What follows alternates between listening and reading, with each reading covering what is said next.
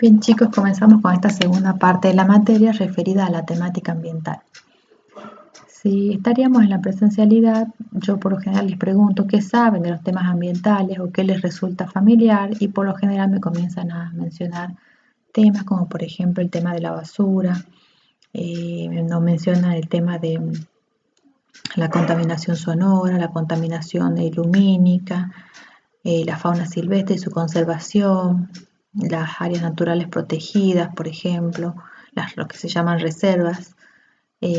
También se mencionan algunos problemas ambientales como la deforestación, y si nos vamos a unos lugares o a un aspecto un poco más técnico, y ya pensando en la parte productiva, se puede mencionar la contaminación que pueda llegar a generar una industria cuando no es atendida correctamente en la parte ambiental, generando residuos que contienen restos de insumos de proceso y por lo tanto características un poco más peligrosas que lo que se puede llegar a generar en un domicilio, o también que pueden generar una industria que pueda llegar a generar emisiones contaminantes o bien efluentes líquidos que tengan cierta carga contaminante y que eso se descargue, por ejemplo, sin tratamiento.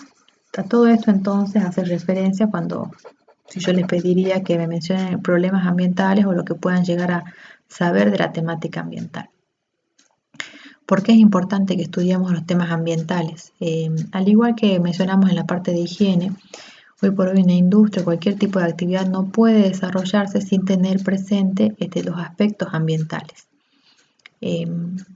Por supuesto que hay normas que respaldan la temática ambiental, la clase que viene las vamos a ver a esta normativa, y un establecimiento o sus futuros ámbitos laborales, donde sea que se vayan a desarrollar, a desempeñar, van a ver que deben cumplimentar esta normativa ambiental a la vez que desarrollan sus diferentes actividades productivas, al igual que cumplimentaban las normas de higiene y seguridad. Entonces ustedes deben conocer medianamente en qué consiste toda esta información ambiental y cómo se desempeña una empresa, qué es lo que debe hacer o cómo debe gestionar ambientalmente su actividad. Básicamente de eso vamos a hablar en esta segunda parte de la materia y nos vamos a enfocar en lo que es la contaminación del agua, del aire, del suelo principalmente, y algunos otros aspectos referidos a la gestión ambiental en una empresa. Para comenzar vamos a hablar de lo que es en general el concepto de ambiente, que muchas veces genera confusión con el concepto de ecosistema. Quizás ecosistema es un término un poco más que nos resulta un poco más familiar, porque en algún momento de nuestra diferente formación en los cursos más bajos, primaria o secundaria, hemos estudiado lo que es un ecosistema terrestre, un ecosistema acuático, un ecosistema aéreo, y cómo lo hemos estudiado como un conjunto de organismos vivos que interactúan entre sí, a la vez que interaccionan en un espacio determinado con organismos no vivos, constituyendo un hábitat en particular. Ahora, si nosotros hablamos de lo que es el ambiente, vamos a encontrar muchas definiciones de ambiente. Bueno, aquí tenemos la relación entre los diferentes ecosistemas y un ecosistema completo que me engloba toda la interacción entonces entre la parte aérea, biológica, terrestre y marítima o acuática. Decíamos entonces que cuando hablamos de la parte ambiental vamos a encontrar muchas definiciones. Por ejemplo, podemos decir que se analiza la relación entre un ecosistema y la cultura. Aquí analizamos y hablamos de lo que es un entorno y mencionamos el aire, el agua, el suelo, los recursos naturales, la flora, la fauna, los componentes vivos, y mencionamos también los seres humanos y su interrelación, diciendo que todo esto forma lo que es un sistema global. En esta otra definición también nos referimos a los seres vivos, a los elementos biofísicos como el suelo, el agua, el aire, las plantas, los animales, y también fíjense que mencionamos los componentes sociales que se refieren a los derivados de las relaciones que se manifiestan a través de la cultura, la ideología y la economía, y las relaciones de todos estos componentes. lo cual conceptualiza, bueno, acá habla del medio ambiente como un sistema.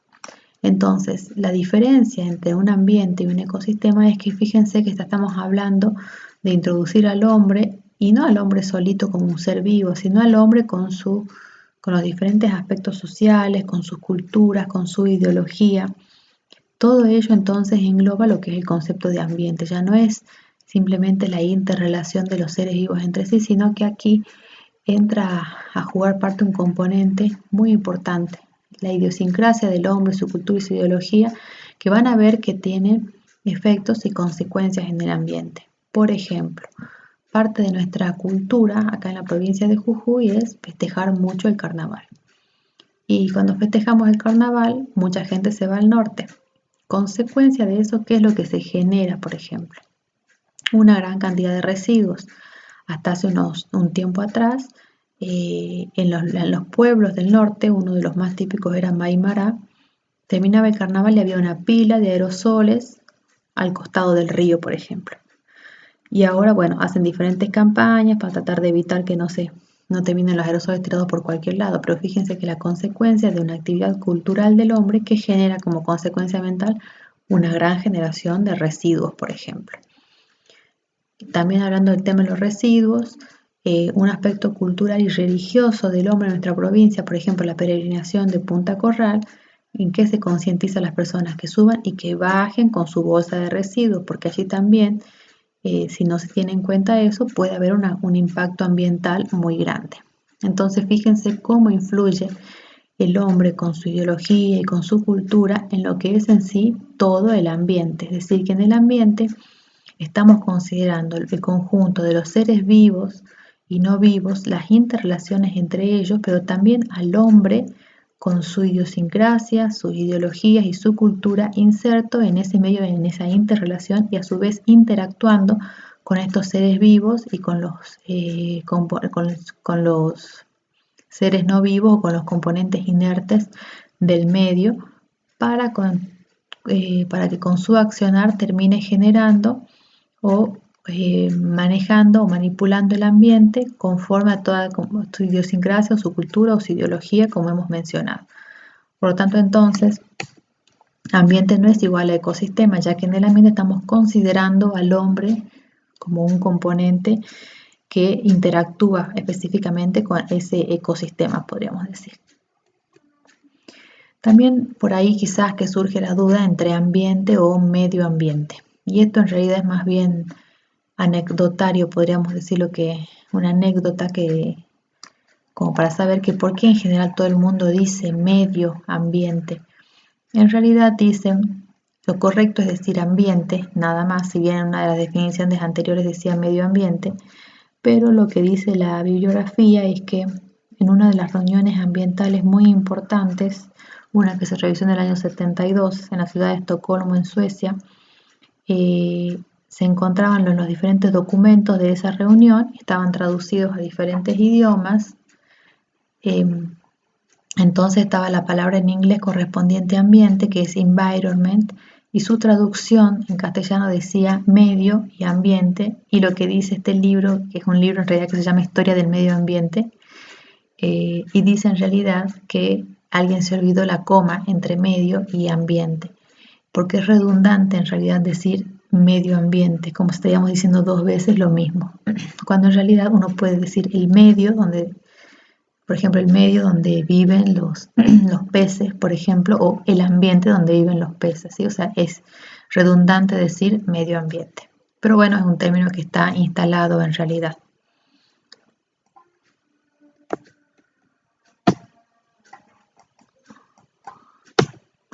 Otro término bastante empleado es el desarrollo sostenible. El desarrollo sostenible se conoce como la forma de procurar el sustento satisfaciendo las necesidades del presente sin comprometer la capacidad de las futuras generaciones de satisfacer sus propias necesidades. Surge este concepto luego de una serie de reuniones ambientales cuando comienza a observarse el impacto de las actividades del hombre en el ambiente. Yo recién nombré reuniones ambientales en general, pero no les expliqué en realidad en qué contexto se realizan estas reuniones. En realidad son cumbres ambientales. ¿Qué es una cumbre? Una reunión donde participan todos los países del mundo. Estas reuniones comenzaron en el año 72, justamente cuando el mundo comienza a darse cuenta que las actividades del hombre estaban generando un impacto en el ambiente donde vivían. Entonces, es el puntapié inicial para comenzar a hablar de la temática ambiental. Luego, posteriormente a estas reuniones, en realidad alrededor del año, en la década del 90, luego de varias reuniones que las vamos a mencionar cuando estudiemos cuando demos la segunda clase, se forma una comisión. Esta comisión, conformada y presidida por una mujer apellido Brundtland, esta comisión es la primera que introduce este concepto del desarrollo, es decir, que el hombre desarrolla sus actividades pero en forma sostenible. Definiendo entonces que sostenible es poder satisfacer las actuales necesidades, pero no impedir que las futuras generaciones también satisfagan sus propias necesidades. Para ello entonces se habla del desarrollo sostenible o sustentable, que tiene tres pilares: un pilar social, un pilar económico y un pilar ambiental. Es decir, uno va a buscar en general desarrollar una actividad con un rédito económico, eso es lo normal, pero no debe olvidarse de un componente social y tampoco del componente ambiental. Si uno desarrolla un proyecto o una actividad teniendo en cuenta solamente lo social y lo económico, distribuyendo, por ejemplo, lo que corresponde, podemos decir que es un desarrollo que es equitativo. ¿Por qué? Porque no se olvida del componente social. Si únicamente considera el componente ambiental y el económico, es un desarrollo que es viable, pero se olvida de las personas.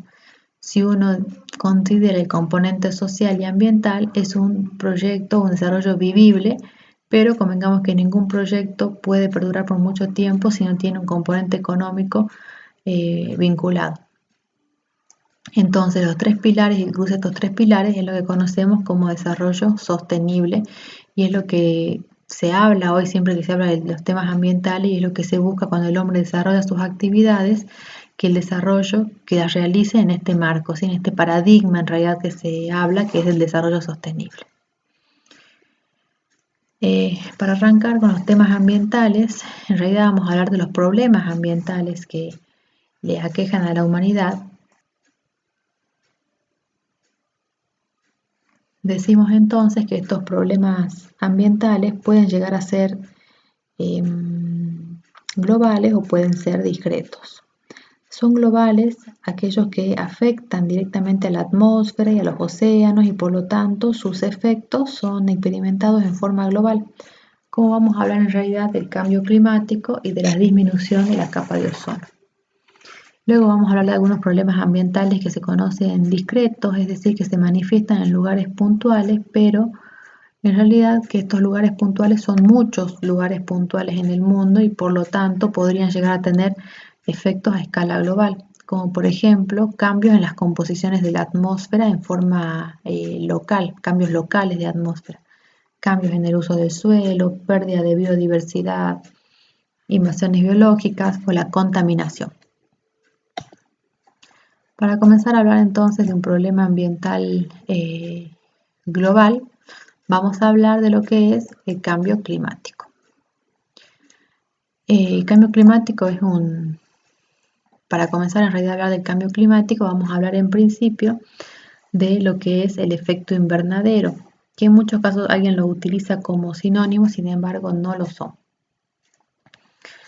El efecto invernadero, ¿qué es? Es un proceso natural por el cual los gases que están presentes en la atmósfera, fíjense aquí tenemos representada la atmósfera de la Tierra, y estos son los rayos del Sol. Cuando el Sol emite sus rayos, parte de estos rayos son absorbidos por la superficie de la Tierra, y parte de estos rayos algunos rebotan en la capa atmosférica y otros rebotan en la superficie terrestre para intentar volver a salir.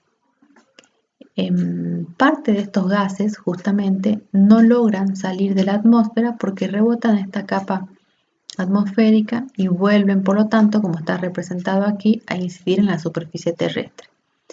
Este efecto que estoy describiendo que pasa con los rayos solares es un efecto normal y consecuencia de este efecto es que es posible la vida en la Tierra, ya que la capa atmosférica que permite que los rayos se reflejen y vuelvan a la superficie terrestre y no salgan, lo que hace es justamente atrapar estos rayos con el fin de mantener la temperatura de la Tierra en cierto rango de forma tal que pueda ser posible la vida. En general, el efecto invernadero hace que la temperatura media de la Tierra sea alrededor de 33 grados centígrados. Si esto no ocurriría, no sería posible la vida en la Tierra porque habría mucho frío.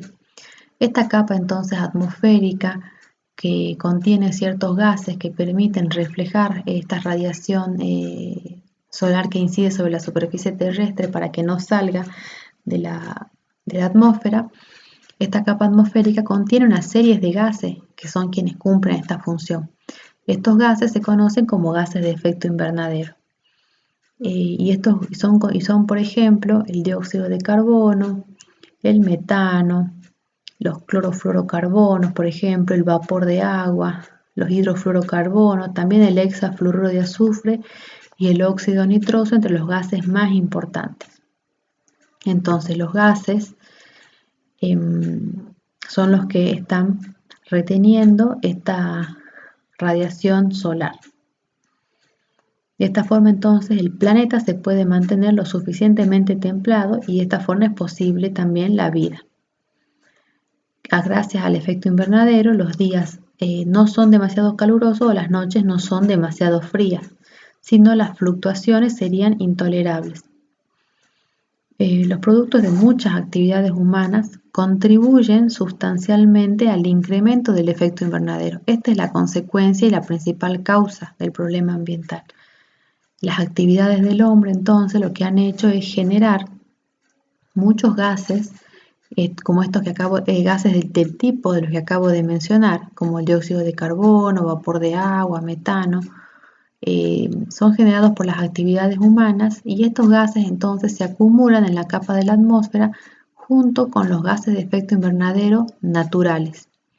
Esto hace entonces que exista una mayor concentración de gases de efecto invernadero en la atmósfera, pero esta mayor concentración es consecuencia ahora de las actividades humanas. ¿Qué tipo de actividades? La quema de combustibles fósiles, por ejemplo. Cuando uno quema cualquier combustible se libera dióxido de carbono y agua, vapor. La agricultura. ¿Y por qué la agricultura o la ganadería? Porque por lo general donde se desarrollan agriculturas y ganaderías, uno hace un cambio de uso de ese suelo. Por lo general es un suelo que tenía un bosque nativo para que tuvo que ser desmontado para darle un nuevo uso, como por ejemplo el del cultivo o de criar de ganado. Y ¿qué pasa cuando uno desmonta o corta un árbol? Los árboles son quienes realizan, recordemos, el proceso de fotosíntesis. ¿Qué es la fotosíntesis? El proceso a partir del cual los árboles toman el dióxido de carbono y eliminan oxígeno. Si no hay entonces un sumidero, se conoce como de dióxido de carbono, porque cada vez se talan más árboles para hacer actividades como la agricultura o la ganadería. Consecuencia de esto es la deforestación. Va a haber una mayor acumulación en principio del dióxido de carbono, que es el gas más común de efecto invernadero. También existen otros procesos industriales que liberan estos gases, la combustión de cualquier tipo de, cualquier proceso industrial, con cualquier proceso en realidad de cualquier combustión, va a generar dióxido de carbono y agua. Y todo tipo de industria requiere energía para funcionar. También la actividad del transporte libera este tipo de gases, la producción en sí de energía, los depósitos de residuos sólidos urbanos, donde el residuo orgánico se descompone, produciendo otro de los gases de efecto invernadero, como por ejemplo el metano. Todo esto entonces lo que aumenta la concentración de los gases de efecto invernadero en la atmósfera.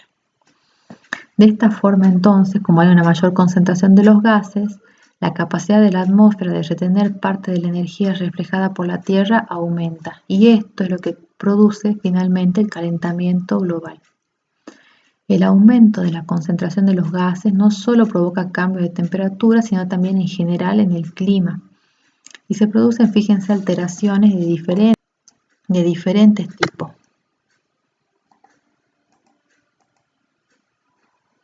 Aquí, bueno, tenemos los gases de efecto invernadero, las fuentes emisoras, los gases que hemos mencionado, dióxido de carbono, metano, óxido de nitrógeno, clorofluorocarbonos, hidrofluorocarbonos y hexafluoruro de azufre, y con su persistencia en años en la atmósfera.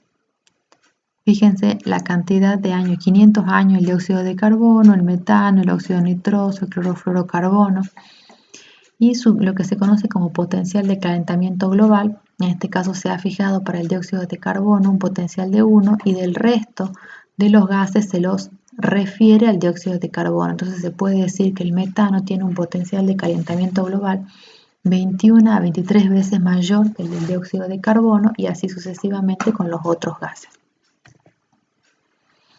Concentraciones de estos gases antes de la era industrial. ¿Por qué comparamos con la era industrial? Porque en realidad se asocian las consecuencias del actual cambio climático a las emisiones que en ese momento se produjeron sin ningún tipo de control. Entonces la concentración, por ejemplo, del dióxido de carbono era de 280 partes por millón, en el año 98 365 partes por millón y por supuesto que ahora muchas mayores, pero hubo un crecimiento para el dióxido de carbono de 1,5 partes por millón al año, para el metano de 7 partes por billón al año, para el óxido nitroso de 0,8 partes por billón al año. Debido a esto y a que el calentamiento global es un problema que hoy por hoy las autoridades están ocupando, se ha conformado un panel de expertos en cambio climático. Este panel de expertos, dentro de los van emitiendo diferentes documentos referidos al cambio climático. En principio se decía que el calentamiento global ha subido o ha influido en la temperatura terrestre en un 0,74 grados centígrados, es decir, que la temperatura terrestre en general ha subido en esa cantidad de grados. En los últimos informes, en realidad, lo que se sabe es que desde antes de la era industrial ahora, la temperatura terrestre en general ha subido 1,5 grados centígrados y que al año 2030, al 2000 y pico, 2040, puede ser que suba hasta tratar de llegar a 2 incluso. Aunque parezca, fíjense, valores muy bajos en grados centígrados, las consecuencias en general son muy grandes. Las vamos a mencionar enseguida. Entonces, el último informe de este panel de expertos en cambio climático dice que lo importante es reducir las emisiones de los gases de efecto invernadero para mantener este calentamiento global por debajo y evitar que no llegue a los 2 grados centígrados. ¿Qué consecuencias tiene el cambio climático o el calentamiento global? Transformaciones climáticas locales y regionales. Habremos notado, por ejemplo, que vemos nosotros sucesos desde el punto de vista climático, lluvias más intensas que lo que podíamos ver hasta hace unos 10 años atrás, lo que podemos recordar, o calores más extremos, todo en general como consecuencias climáticas bastante más extremas. Lo vivimos nosotros en nuestra realidad porque se nota que el clima de nuestra provincia, que por ejemplo solía ser más seco, ahora es un poco más húmedo, se alcanzan temperaturas un poco más elevadas y también podemos verlo por las noticias porque vemos que hay, como decíamos recién, sucesos extremos desde el punto de vista climático, sequías en algunos lados, huracanes, tormentas excesivas o inundaciones en otros sectores. Bueno, todo ello es consecuencia del calentamiento global. También consecuencia del calentamiento global es el aumento del nivel del mar, que se dice que subió alrededor de 10 centímetros desde antes de la era industrial y que va a continuar este incremento. Los calores extremos también son consecuencia, hablando del nivel del mar, del derretimiento de los hielos polares. Hemos visto que cómo estos animales van perdiendo las especies que viven en las zonas polares van perdiendo su hábitat debido justamente al aumento del nivel del mar y al derretimiento de los hielos polares, que en realidad es la consecuencia de que como consecuencia tiene el aumento del nivel del mar.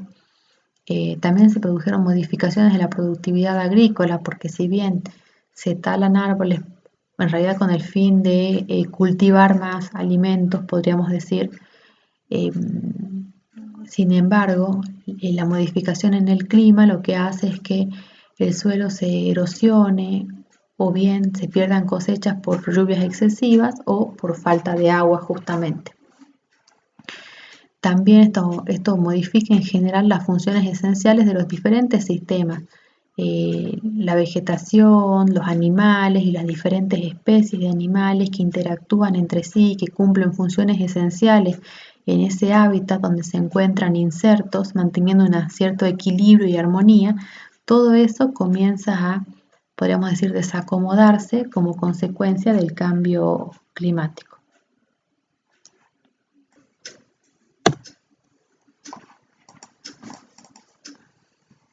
Si seguimos hablando de los problemas ambientales globales, dijimos que otro de los problemas ambientales es la reducción de la capa de ozono.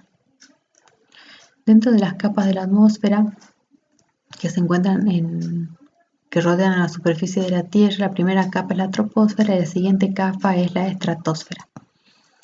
Allí se encuentra el ozono, que tiene una función vital ubicada allí en la estratosfera. La función que cumple es la de filtrar las radiaciones solares que si llegarían todas a la superficie terrestre, pueden llegar a ser nocivas para las personas. Para ello, entonces, en esa capa se produce justamente el ozono mediante un conjunto de reacciones químicas que son cíclicas, en las cuales una molécula de oxígeno molecular excitada o bajo el efecto de las radiaciones UV se fraccionan en dos átomos de oxígeno. Estos dos átomos de oxígeno muy reactivos se combinan a su vez con otra molécula de oxígeno para dar la molécula de ozono.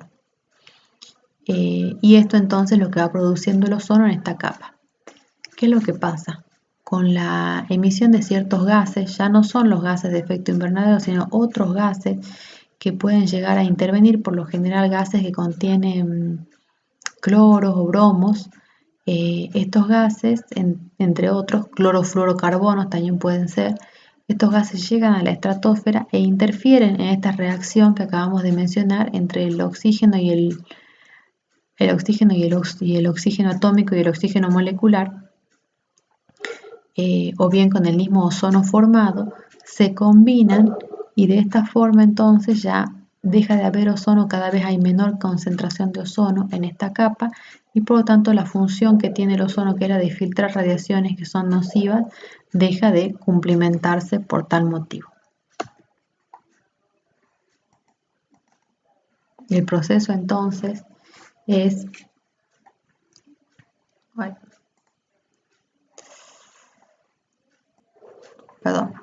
El proceso entonces es en principio el ozono que es activado, podríamos decir, y se fracciona en dos ozonos atómicos, en dos oxígenos atómicos, la molécula de oxígeno molecular y luego esta molécula de oxígeno molecular, este átomo de oxígeno se combina con el oxígeno molecular para dar el ozono, En esta reacción entonces donde interfieren elementos y otras sustancias como el cloro o el bromo que se combina con el ozono y hace que deje de existir el ozono. Si esto no ocurriría y se ocurriría en forma normal, se produce este proceso que hemos descrito en forma cíclica. Sin embargo, por interfieren diferentes gases que ya hemos mencionado, esto no ocurre y cada vez el agujero de ozono puede ser cada vez más grande. Por tal motivo que de un tiempo para acá, en realidad el problema de la capa de ozono surgió ya en el año 990 y pico, y surgieron acuerdos internacionales vinculados a esto específicamente, Consecuencia de ello, entonces nosotros observamos diferentes aerosoles, vemos en los aerosoles que tienen un dibujito que dice no daña la capa de ozono, porque ante los principales componentes que generaban estas sustancias que interferían en la reacción cíclica del ozono, que liberaban cloros y bromos, provenían de los aerosoles. Y de allí entonces que, como el resultado de esta acción a nivel mundial, podríamos decir, los aerosoles ahora son del tipo que no dañan a la capa de ozono. Referido entonces a los diferentes problemas, suelen hacerse reuniones específicas a nivel mundial. En su momento los hubo referidos al problema con la capa de ozono y hasta la actualidad los sigue habiendo todos los años, referido al primer problema ambiental que hemos descrito, que es el cambio climático, estableciendo nuevas medidas.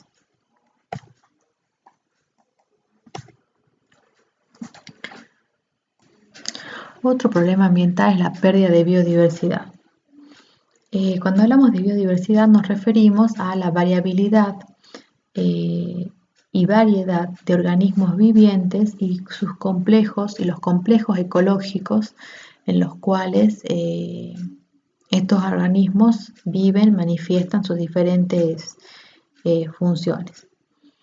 La pérdida de biodiversidad en realidad se refiere no únicamente al tipo de organismos vivos, sino también a la cantidad de estos organismos vivos que hay en el planeta, tanto de especies como animales, plantas, microorganismos y todos los procesos ecológicos de los cuales son partes.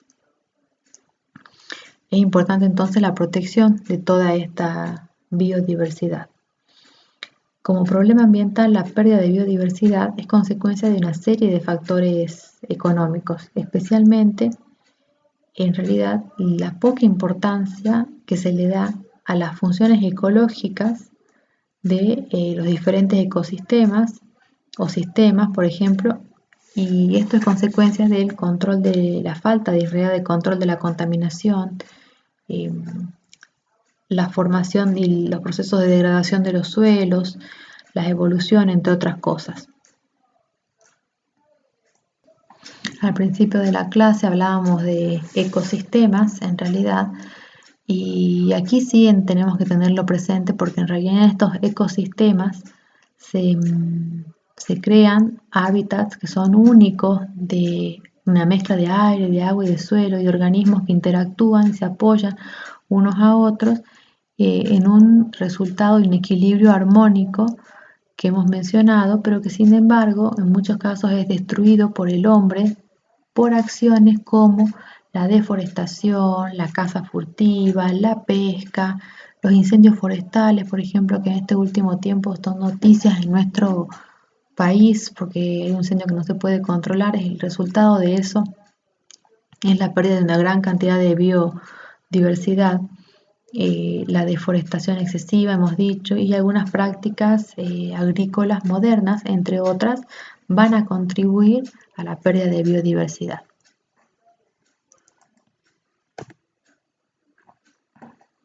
Entonces decimos que se alteran en general todos los ecosistemas, pueden modificarse la temperatura, los nutrientes, las características del suelo y como consecuencia entonces un mayor impacto en estos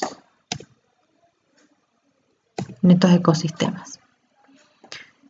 Una de las causas de la pérdida de biodiversidad es la fragmentación del hábitat. ¿Qué es la fragmentación del hábitat? Es la aparición de discontinuidades en medio de este ecosistema armónico que hace entonces termina influyendo en estos microorganismos vivos que se desarrollaban o se desempeñaban en ese ecosistema que ahora está dividido. ¿Qué componente, por ejemplo, puede dividir un hábitat? Por ejemplo, que en medio de una selva virgen o en medio de un bosque nativo se construya una ruta. Esto hace, por ejemplo, que los animales que estaban en este ecosistema, acostumbrados a, por ejemplo, buscar sus alimentos, ahora por este componente extraño que es esta ruta o este camino, traten de hacer su actividad normal, por ejemplo, de ir y buscar sus alimentos quizás que están del otro lado de la ruta, y entonces son atropellados, mueren, ¿sí? Por ejemplo, eso es la fragmentación del hábitat. O también que a la par de un bosque nativo, se genere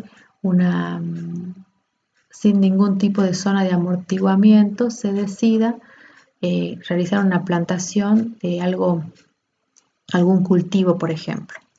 Entonces, en general, el uso de la tierra, el uso agrícola, el uso ganadero, como decimos que el pastoreo, la extracción, ¿sí? Principalmente, terminan impactando en el hábitat o en la biodiversidad. ¿Por qué? Porque sacan parte de este ecosistema en los cuales las diferentes especies están acostumbradas a vivir en forma armónica, y estas especies en realidad muchas mueren y otras tienen que adaptarse, pero ya se va perdiendo toda esta variabilidad y este equilibrio que había. ¿Qué consecuencias entonces en la fragmentación del hábitat? Se reduce el área ambiental, bueno, hay más delimitaciones, y se rompe entonces un sector del ambiente en sectores más pequeños. También como problema ambiental podemos hablar de las invasiones biológicas, que es la introducción de un organismo a un lugar fuera de su rango inicial de distribución y el establecimiento de una población viable. Un ejemplo que les doy todos los años referido a las invasiones biológicas es, vamos a dar dos ejemplos. Uno podemos verlo nosotros acá en la provincia de Jujuy con una plaga que tenemos, que es el pasto cubano. El pasto cubano es un yuyo, o sea, una especie que, como su nombre lo indica, no es de este país, es justamente proveniente de una región de Centroamérica, y en nuestra provincia termina generando plaga, es una plaga, como planta es una plaga, y termina generando entonces impactos en la tierra. Y les decía que otro ejemplo, si a alguno le gusta ver Los Simpson, por ejemplo, hay un capítulo donde Bart va con una rana a Australia, y bueno, al final del capítulo se ve todo el desequilibrio que generó la introducción de esa especie a ese país. Dijimos también que había problemas ambientales locales o discretos. Uno de estos problemas ambientales discretos eran los cambios locales de atmósfera. Como consecuencia de las actividades humanas, entonces, pueden llegar a emitirse gases que generan modificaciones locales de atmósfera con sus correspondientes consecuencias dependiendo de los gases de los que se trate. Una de las consecuencias, por ejemplo, puede ser la lluvia ácida.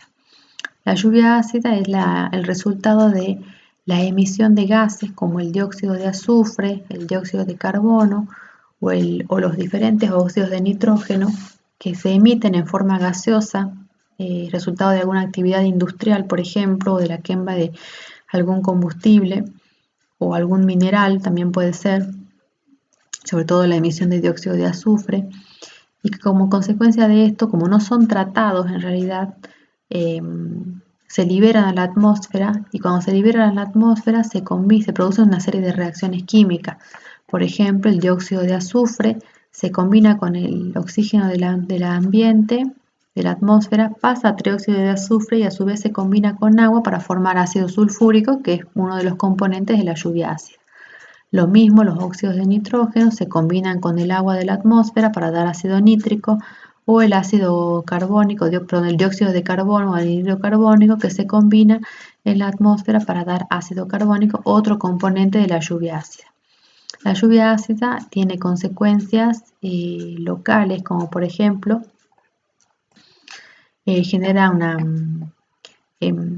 afecta a la vegetación. En los sectores donde hay lluvia ácida, por ejemplo, alrededor de alguna industria que emita este tipo de gases, se puede ver la vegetación como amarillenta o quemada por el efecto de la lluvia ácida.